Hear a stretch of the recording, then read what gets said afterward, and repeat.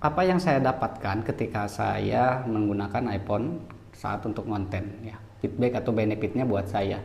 Kalau misalkan kita beli APS-C sekelas Sony misalkan ya, saya menggunakan Sony A6400 tanpa mengganti lensa, itu kualitas gambar atau dynamics dari gambarnya sendiri itu tidak muncul. Kecuali kalau misalkan ganti lensa ya, contoh kalau saya pakai lensa Sigma 30mm itu keluar ya warnanya, terus beda lah kalau misalkan menggunakan kamera atau lensa bawaan ya, lensa kitnya. Nah sekarang pertanyaannya gimana kalau misalkan konten pakai iPhone ya. Dan saat ini saya menggunakan iPhone 13 Pro Max yang dimana ya tahun berapa ya ini dibuatnya. Jujur aja ya, ketika saya menggunakan iPhone saya merasa lebih satset, lebih cepat ya dalam bekerja. Walaupun kalau misalkan di YouTube sendiri lebih pantasnya atau lebih enaknya itu pakai kamera seperti kamera mirrorless, kamera full frame yang serius gitulah, pakai lensa yang serius juga dengan penampilan background yang serius juga.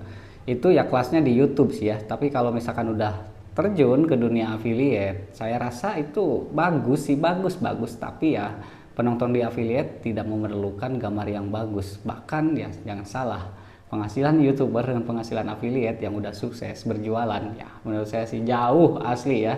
Jauhnya gimana? Kalau misalkan kita ngikut di YouTube ya, pengen nunggu AdSense itu pertama harus 1000 subscriber dulu, 4000 jam tayang ya.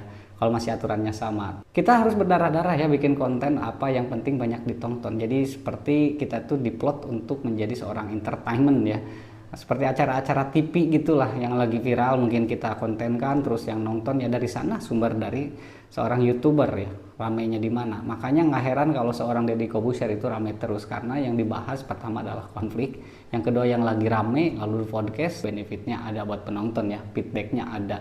Nah kalau kita yang bukan siapa-siapa ya kita harus mikir kontennya apa yang menarik buat penonton itu sendiri. Rusah asli diplot sama YouTube itu ya, meskipun hari ini juga saya belum dapat apa-apa dari TikTok, tapi setidaknya permintaan TikTok sendiri itu simple banget ya, yang dimana kita bisa menyampaikan informasi dengan cepat tapi bisa ditangkap sama orang, dan durasinya juga jangan terlalu panjang-panjang nantinya auto skip. Itu sih ya, susah-susah gampang ya, beda cerita ya di platform ini dengan di platform sebelah, beda ya.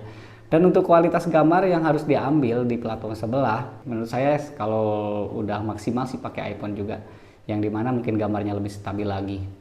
Dan untuk membedakan mana Android mana iPhone itu sangat-sangat mudah sekali bagi saya ya, terutama kalau misalkan pada waktu editing, karena saya sering ngedit ya kiriman-kiriman gambar dari teman-teman yang waktu dulu saya ngantor, yang dimana mungkin mereka itu sering ngirim gambar ya bercampur ya, ada yang menggunakan Android, ada yang menggunakan iPhone. Itu tetap beda ya, meskipun di harga Android harganya harga mahal, akan kelihatan. Kalau misalkan Android gini ya, kita ngambil gambar, pencahayaan itu kan suka ada ya yang mengganggu gambar, misalkan tiba-tiba terang, tiba-tiba ini. Nah, untuk di TikTok, untuk pakai iPhone itu tidak ngaruh ya. Itu gambarnya akan stabil, naturalnya akan dapat ya. Terus apalagi kalau menggunakan mode sinematik. Makanya saya suka dengan yang nama iPhone. Dan untuk resolusinya itu tidak pecah. Apalagi kalau misalkan itu di resolusi 4K. Dan saat ini saya gunakan ini di resolusi 1080p ya, di 30 IPS, dan menggunakan kamera belakang dengan mode sinematik. Seperti ini hasil gambarnya. Jadi yang saya dapatkan kalau misalkan konten dipakai IP itu yang pertama itu fleksibel. Beda cerita kalau saya menggunakan kamera Sony A6400 yang kemarin saya gunakan.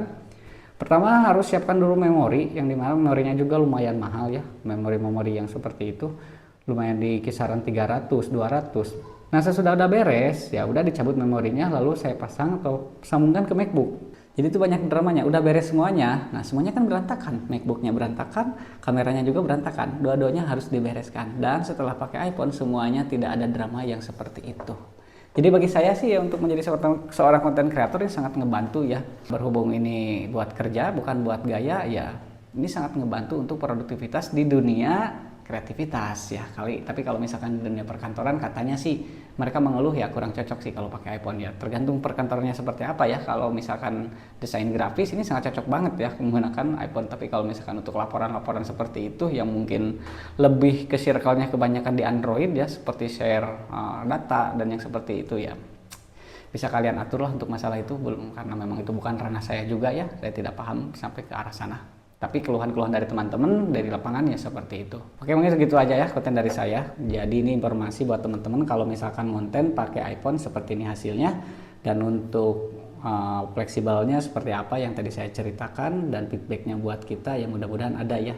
2 tahun saya menargetkan bisa kembali modal karena saya udah beli produk yang satu ini. Meskipun ini barangnya barang second, tapi kualitasnya ya menurut saya juara dan jos. Saya Giring Nugraha, pamit undur. Assalamualaikum warahmatullahi wabarakatuh.